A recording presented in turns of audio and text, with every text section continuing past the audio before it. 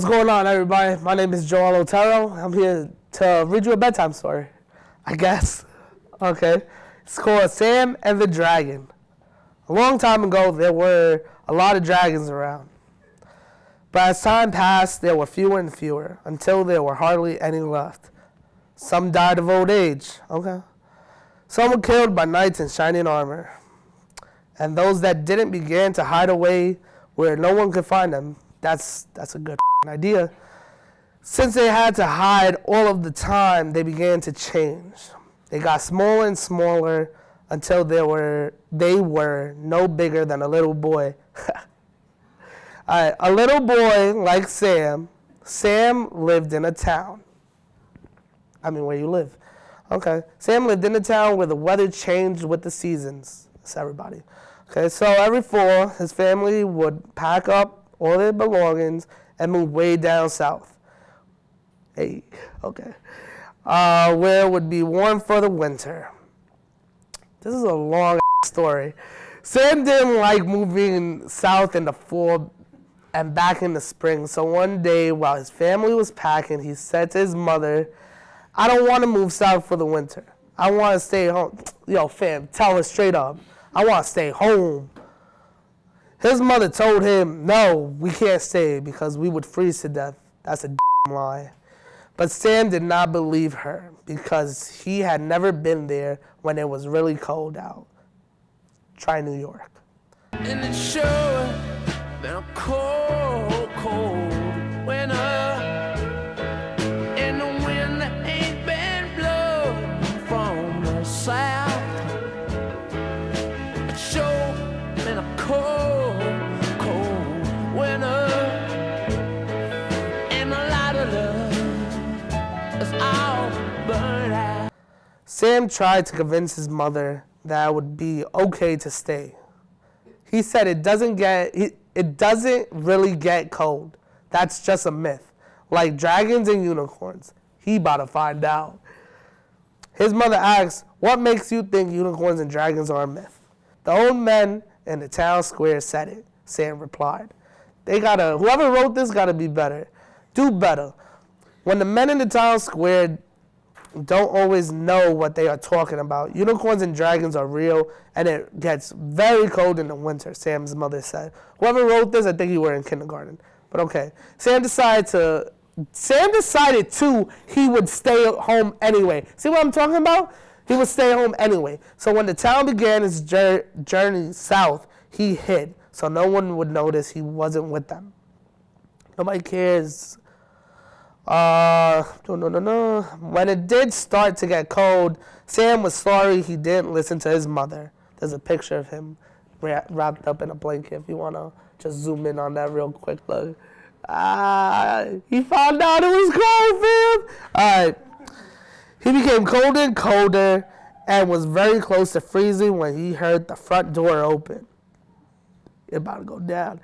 Thinking that his parents had come back to get him, he rushed into the front room and almost ran right over the little dragon that had come in. This is some Game of Thrones shit. Now, Sam had never seen a dragon before, so he didn't realize what it was. Sam demanded, who are you and what are you doing in my house? This dragon is the size of a dog. Okay? They drew a dog and just put a dragon on it. You see it? Okay, just wanted to point that out. Kindergartners, man. Great story, I guess. The dragon replied, my name is Fredness. I'm a dragon, and I always stay here when the humans go south for the winter. Why didn't you go south for the rest of the town? I didn't know dragons spoke. Sam said,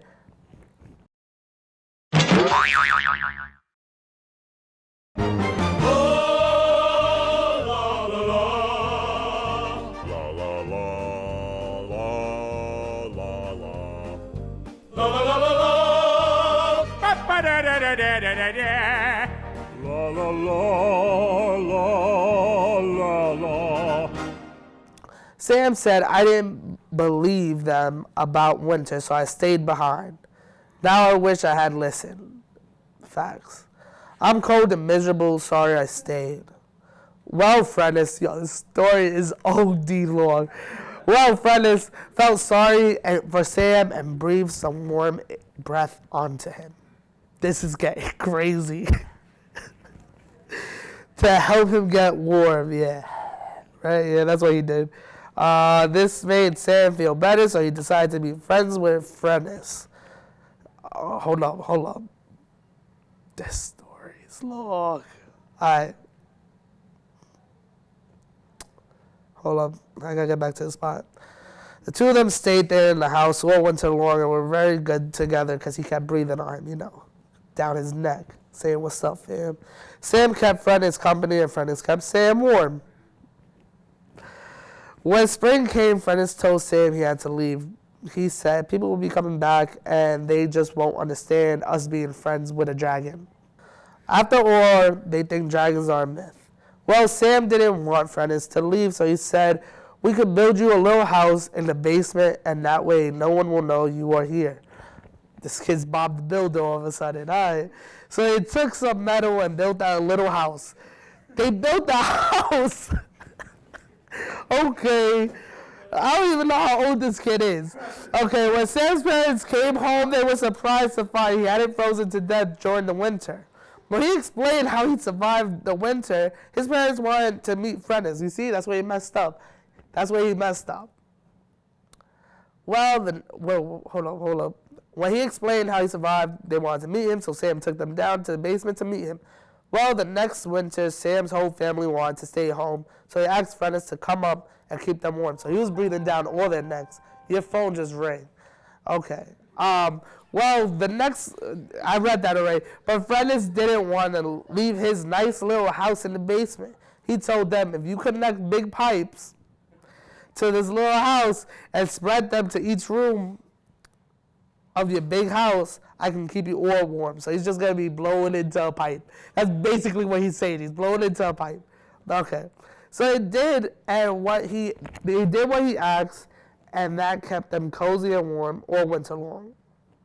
The following spring, when the rest of the town returned, they demanded to know the secret of how to keep warm all winter. What did you like to know? And when Sam's family explained, they each wanted a dragon for their own house. All of a sudden, everybody wants a Frennis. This story's long. So Frennis sent word to all the other dragons and invited them to come and live in little houses in the people's basement and keep them warm in the winter.